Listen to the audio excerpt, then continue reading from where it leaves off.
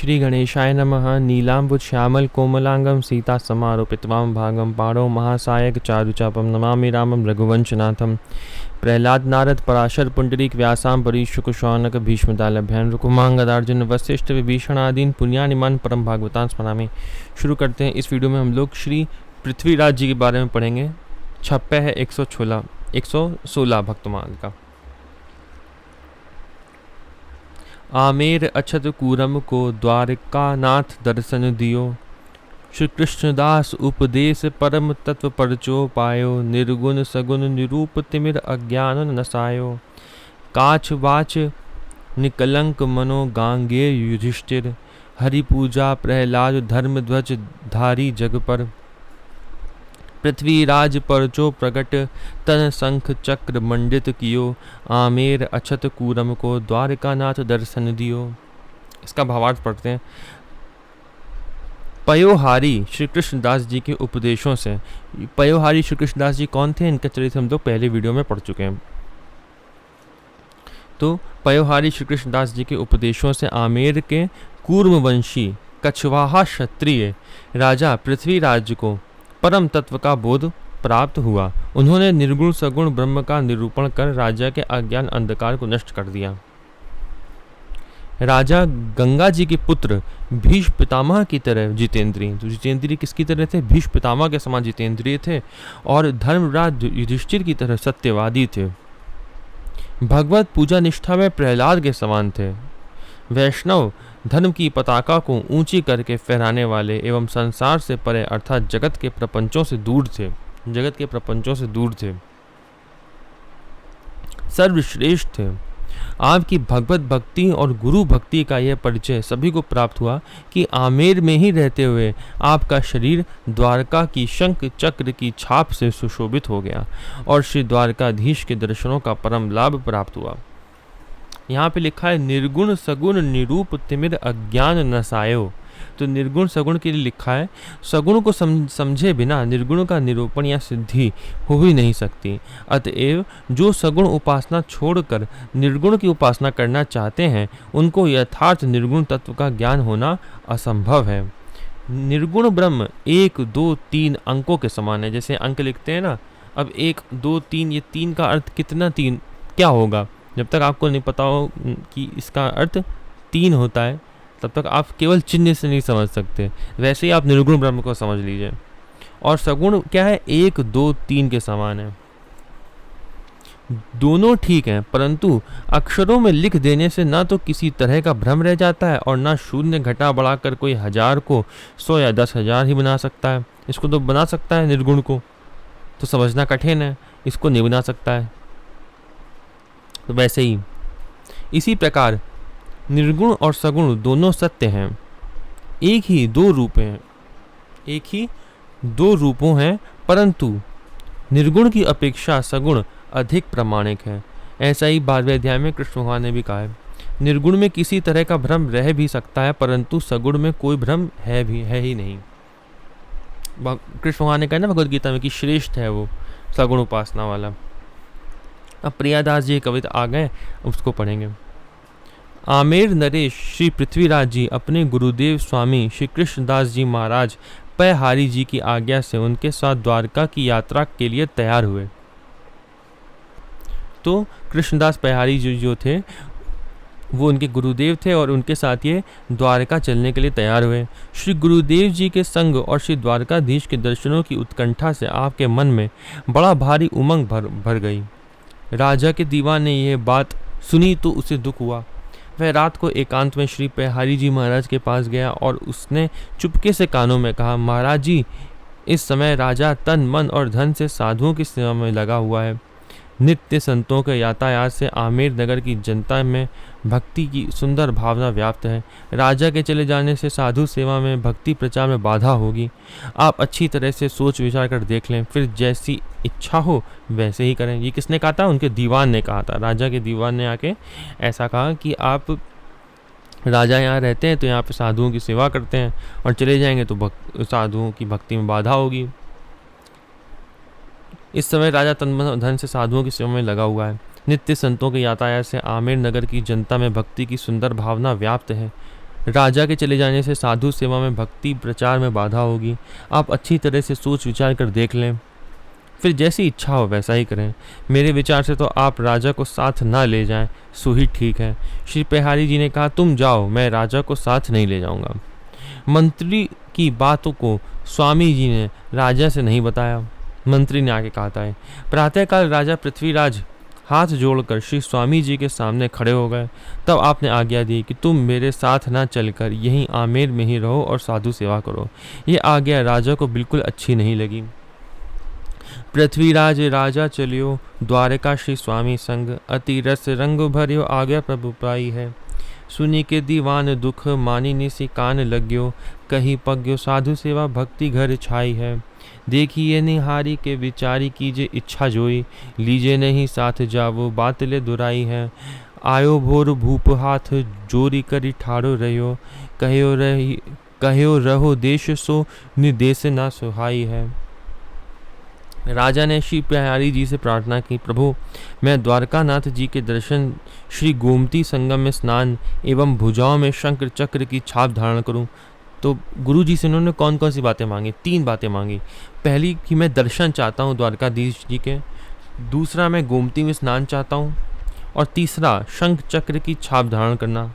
ये 3 बातें उन्होंने मांगी गुरुदेव जी से। ठीक है, ये तीनों बातें आप याद रखना। इसलिए आप अपने मन में मुझे भी साथ ले चलने की इच्छा कीजिए। श्री स्वामी जी ने कहा, राजन तुम अपने मन में बिल्कुल तनिक भी चिंता ना करो। दर्शन, स्नान और छाप, ये 3 चीज़ मांगी ना, दर्शन, स्नान और छाप, ये तीनों लाभ तुम्हें घर बैठे ही मिलेंगे। राजा ने कहा, आपने जो आज्ञा दी उसे मैंने सिर पर धारण कर लिया, अर्थात सादर स्वीकार कर लिया। इसके बाद श्री पेहारी जी ने प्रस्थान किया। राजा बहुत दूर तक साथ साथ पहुंचाने गए। उनके नेत्रों में से आंसुओं की धारा बह रही थी, नेत्रों से आंसुओं की धारा बह रही थी। एक भक्तमाल की ये भी गुप्त बात है कि संतों से अधिक प्रेम करना चाहिए। भगवान से भी अधिक प्रेम किस में करना चाहिए? संतों से करना चाहिए। ये नवधा भक्ति रामचरितमानस में राम जी ने भी कहा है कि मुझसे संत अधिक कर लेखा, ऐसी ही कुछ चौपाई है। तो उसमें राम जी ने भी कहा है कि संतों को मुझसे भी अधिक मानो। तो संतों में हम लोगों को भगवान से भी अधिक प्रेम करना चाहिए। देखिए पृथ्वीराज जी के नेत्रों में आंसू आने लगे जब वो जा रहे थे। हृदय में संत सदगुरुदेव के वियोग का बड़ा भारी दुख था। उससे मन संताप हो रहा था। बार बार मन में यही आता था कि मेरे ऐसे भाग्य कहाँ जो मैं सत्संग के मधुर रस का आस्वादन कर सकूं। श्री स्वामी जी के बहुत समझाने बुझाने पर राजा वापस लौट आए। मन निरंतर भक्ति भाव में डूबा हुआ था। 2 दिन बीत जाने पर तीसरे दिन की रात में राजा सोए हुए थे। ठीक है, तो हुआ क्या, गुरुजी चले गए और 2 दिन बीत गए और तीसरे दिन क्या हुआ, एक बार रात में राजा सोए हुए थे। उसी समय श्री द्वारकानाथ भगवान पधारे। दर्शन, स्नान और छाप। ठीक है, तो पहले दर्शन, तो भगवान पधारे, दर्शन। उनके मन में भक्त श्री पेहारी जी की भक्ति मई वाणी भरी थी। जो राजा सोए हुए थे उनके हृदय में क्या चल रहा था? उनके हृदय में अपने गुरु जी का ही ध्यान चल रहा था और वह उन्हीं की वाणी का ध्यान कर रहे थे और वही उसी में रमे हुए थे। अतः उन्होंने उसे सत्य करते हुए बड़ी मीठी वाणी में राजा से कहा। तो गुरु जी जो भगवत प्राप्त संत अगर कोई कह दे तो वह क्या होता है? वो सत्य ही होता है। तो भगवान अपने भक्त श्री पेहारी जी की बात सत्य करने के लिए वहाँ पे आए। उन्होंने सत्य करते हुए बड़ी मीठी वाणी में राजा से कहा,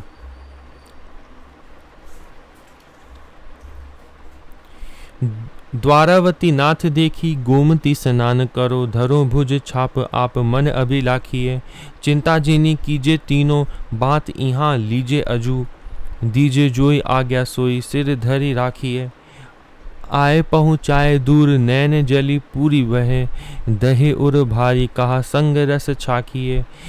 बीते दिन दोए निस रहे होते सोई भोई, गई भक्ति गिरा आए बानी मधु भाखिए।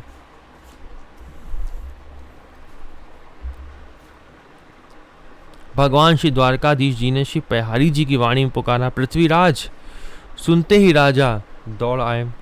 तो भगवान ने भी किसकी वाणी में पुकारा? भगवान ने गुरुदेव जी की वाणी में पुकारा। पहारी जी की वाणी में भगवान ने पुकारा, पृथ्वीराज। उन्होंने पहारी जी की वाणी में भगवान ने आवाज़ लगाई। तो उनको भी लगा, राजा को भी, कि मेरे गुरुदेव श्री पहारी जी आए हैं। तो सुनते ही राजा दौड़े आए, दौड़ कर गए। वहाँ पहुंचकर उसी स्थान पर भगवान के दर्शन हुए जहाँ पे गुरुदेव जी को छोड़ा था। वहाँ पे राजा ने प्रदक्षिणा करके साष्टांग दंडवत की। भगवान ने कहा, मेरी बात कान लगाकर ध्यानपूर्वक सुनो। ये गोमती संगम है, तुम इसमें स्नान कर लो। प्रभु की बात सुनकर राजा ने बड़े प्रेम से स्नान किया, परंतु गोता लगाकर जब बाहर आए तो वहाँ भगवान नहीं दिखलाई पड़े। शंख चक्र की छाप राजा के शरीर में लगी थी, तो दर्शन दे दिया भगवान ने, गोमती स्नान दे दिया और शंख चक्र की छाप भी दे दी। जब राजा जो थे स्नान करके आए तब देखा भगवान अंतर्धान हो गए। इधर सोकर उठने में राजा को विलम्ब हुआ जानकर रानी उन्हें जगाने आई।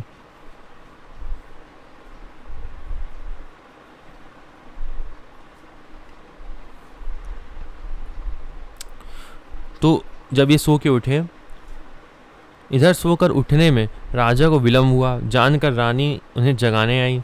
उन्होंने देखा कि राजा का शरीर भीगा हुआ है। कैसे भीगा है पूछने पर राजा ने कहा, अभी मैंने श्री गोमती जी में स्नान किया है। तुम भी मेरे शरीर एवं वस्त्रों में लगे जल का स्पर्श कर लो और श्री द्वारकानाथ जी को हृदय में धारण कर लो। तो जो स्वप्न उन्होंने देखा, जिसमें उन्होंने उनके गुरु जी की आवाज़ में भगवान ने पुकारा, गोमती स्नान कराया और शंख चक्र की छाप दी, वह स्वप्न पूरा सच्चा हुआ। वह झूठा स्वप्न नहीं हुआ। स्वप्न वैसे झूठे होते हैं, लेकिन भगवान जो है, और संसार भी झूठा ही होता है, तो भगवान जो है वह इस झूठे संसार में भी आते हैं और झूठे स्वप्न में भी आते हैं और दोनों को सच्चा कर देते हैं। तो भगवान इनके स्वप्न में आए और ये तीनों चीज़ें उन्होंने दी इनको। फिर जब ये जागे तब इनके वस्त्र जो थे वो गीले थे और इन्होंने अपनी पत्नी से कहा, अभी मैंने श्री गोमती जी में स्नान किया है, तुम भी मेरे शरीर एवं वस्त्रों में लगे जल का स्पर्श कर लो। वस्त्रों में भी जल के स्पर्श लगे थे। जैसे मैंने पिछली वीडियो में भी, मीराबाई जी वाली वीडियो में भी बताया था कि उनके हाथ में मेहंदी रंगी हुई थी जब वे स्वप्न से उठी मीराबाई, तो वैसे ही इसमें भी है। जब वे जागे तब इनके वस्त्र गीले थे और श्री द्वारकानाथ जी को हृदय में धारण करो, इन्होंने कहा अपनी पत्नी से। रानी ने ऐसा ही करके अपने को बड़भागिनी माना। अहो पृथ्वीराज कही, स्वामी ही सी बानी लही, आयो उठी दौड़ी वाही, ठौर प्रभु देखे हैं। घूम्यो कहो कान धरो, गोमती स्नान करो, सुनी के अनहायो पुनि, वैना कहूँ पेखे हैं। शंख चक्र आदि छाप तन सब व्यापी गई, भइयों अबार रानी आए अब रेखे हैं। बोले रहो नीर में शरीर ले, सनाथ कीजे लीजे नाथ ही निज भाग करी लिखे हैं। सवेरा होते ही आमेर नगर में, उसके बाद संपूर्ण राज्य में भक्ति के चमत्कार का शोर मच गया। तो भगवान क्या करते हैं, अपने भक्तों को उजागर करते हैं, भक्तों को प्रचलित कर देते हैं, फेमस कर देते हैं। भगवान हमेशा भक्तों को, भगवान के भक्त जो होते हैं वो गुप्त रूप से भक्ति करते हैं, लेकिन भगवान उनको उजागर करते हैं। तो सवेरा होते ही आमेर नगर में, उसके बाद संपूर्ण राज्य में भक्ति के चमत्कार का शोर मच गया। कैसे मच गया? ये सब भगवान ने फैलाया है। ये भगवान की कीर्ति होती है कि छुपे हुए भक्त भी उजागर हो जाते हैं। बहुत से लोगों ने आकर राजा का दर्शन किया। बड़ी भारी भीड़ हो गई। समाचार पाकर दूर दूर तक के अनेक बड़े बड़े संत और महंत दौड़ दौड़ कर आए और उन सभी ने राजा के शरीर पर शंख चक्र की छाप के दर्शन करके अत्यंत सुख पाया। नाना प्रकार की बहुत सी वस्तुएं भेंट में आने लगीं। सभी लोग राजा के प्रेम की महिमा को गाते तो उसे सुनकर राजा लज्जित होते। वे अपने मन में यही सोचते कि यह सब भगवान श्री कृष्ण की कृपा है। लोगों ने भी समझ लिया कि राजा पर गुरु गोविंद की महती कृपा है। इसके बाद राजा ने एक सुंदर एवं विशाल मंदिर का निर्माण जहाँ पर दर्शन हुआ था वहीं करवाया।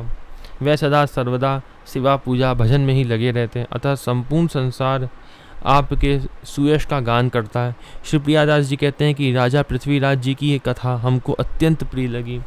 भयो जब भोरपुर बड़ो भक्ति सोर पर्यो, कर्यो आनी दर्शन भई भीर भारी है।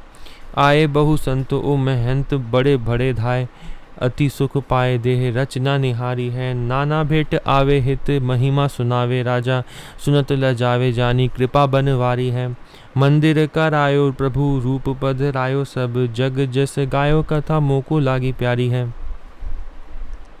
नेत्रों से हीन एक ब्राह्मण श्री वैद्यनाथ जी के द्वार पर नष्ट हुई नेत्र ज्योति को प्राप्त करने के लिए धरना देकर पड़ गया।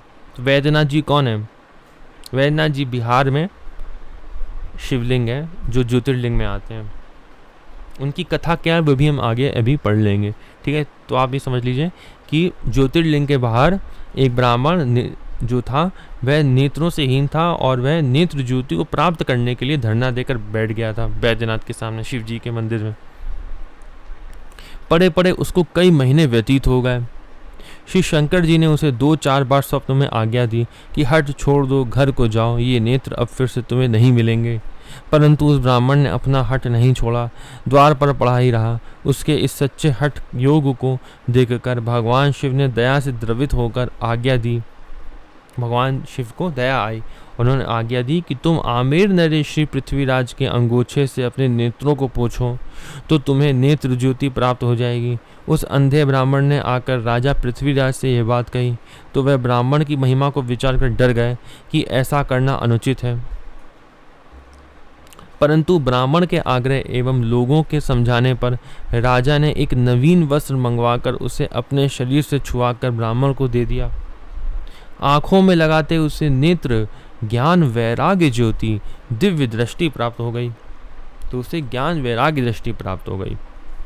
वह बहुत प्रसन्न हुआ। सभी लोगों ने जब भक्ति की ऐसी विलक्षण महिमा देखी तो उनके शुष्क हृदय भी भक्ति भाव से सरस हो गए। तो उनके शुष्क हृदय भी जो थे वह भी भक्ति भाव से भर गए। इसलिए भगवान बाकियों की भगवत प्राप्ति कराने के लिए ऐसा करते हैं, क्योंकि भक्त जो होता है वो भी ऐसा ही चाहता है कि बाकियों की भी भगवत प्राप्ति हो।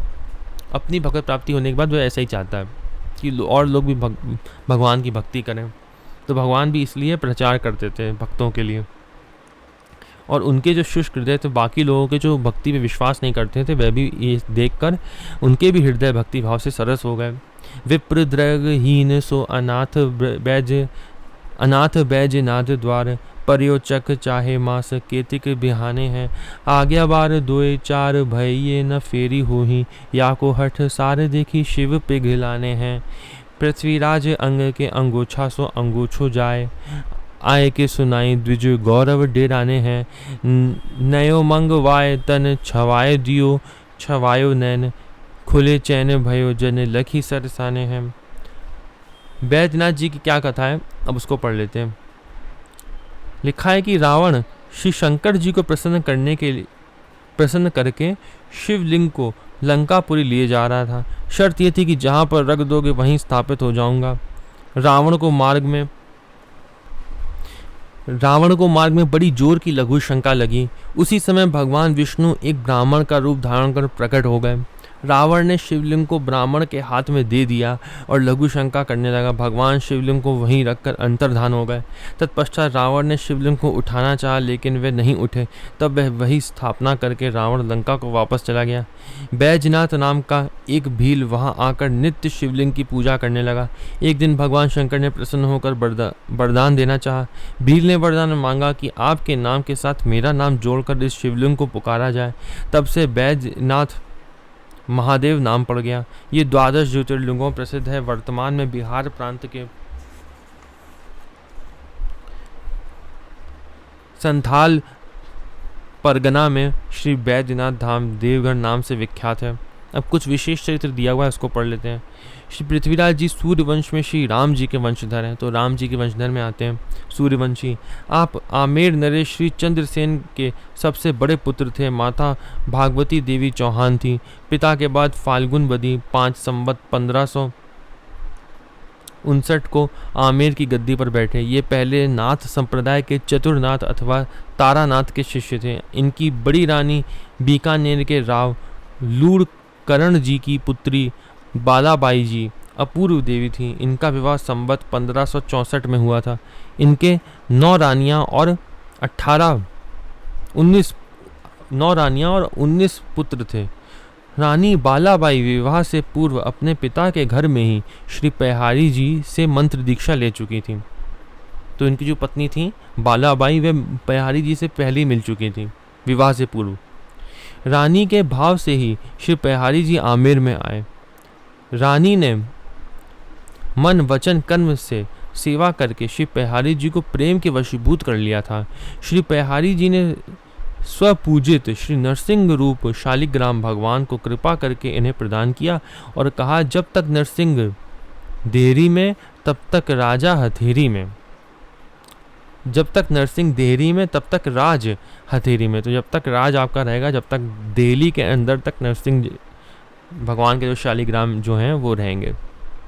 ये पेहारी जी ने इनसे कहा था। अर्थात जब तक ये शालिग्राम तुम्हारी देहरी के भीतर रहेंगे तब तक तुम्हारे वंश के हाथ में राज रहेगा और इनके बाहर होते ही तुम्हारा राज छिन जाएगा। मुसलमानों एवं अंग्रेजों के राज्य में भी इनका राज्य सुरक्षित रहा। एक बार कोई लोभवश श्री ठाकुर जी को चुराकर अपने घर ले गया। बाद में ढूंढने पर वापस लाकर श्री ठाकुर जी को मंदिर में विराजमान किया, लेकिन देहरी के बाहर हो जाने से राज्य का इनके हाथ से अस्तित्व समाप्त हो गया। एक बार छल से मंत्री ने कोष से बहुत सा धन चुरा लिया, लेकिन श्री पृथ्वीराज जी इतने क्षमाशील थे कि इनकी जानकारी होने पर भी क्षमा कर दिया। इनके सद्गुण को देखकर मंत्री सारा धन वापस करके भक्ति पथ में लग गया। एक बार राजा पृथ्वीराज जी रानी बालाबाई को घर में छोड़कर श्री नर नारायण भगवान के दर्शनार्थ बद्रिकाश्रम गए। रानी बालाबाई गुरुदेव की कृपा सिद्धि के बल से राजा से पहले पहुंचकर भगवान का दर्शन कर रही थी। तो इनकी सिद्धि के बल से ये नर नारायण के दर्शन पहले ही कर रही थी राजा से, और वहां पे खड़ी हुई थी उन्हीं के आगे जब वह दर्शन कर रहे थे।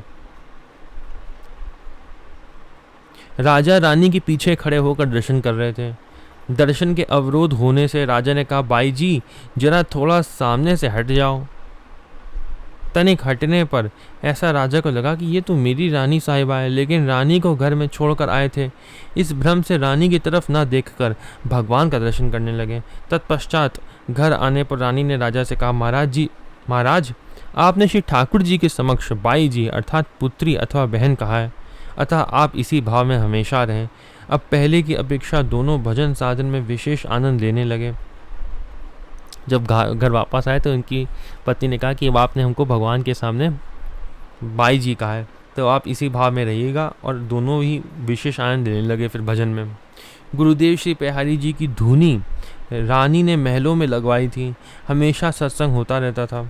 रानी ने कहा, गुरुदेव जब तक मैं नहीं कहूँ तब तक कहीं मत जाइएगा। जब तक मैं नहीं कहूँ ना तब तक मत जाइएगा आप कहीं पे भी।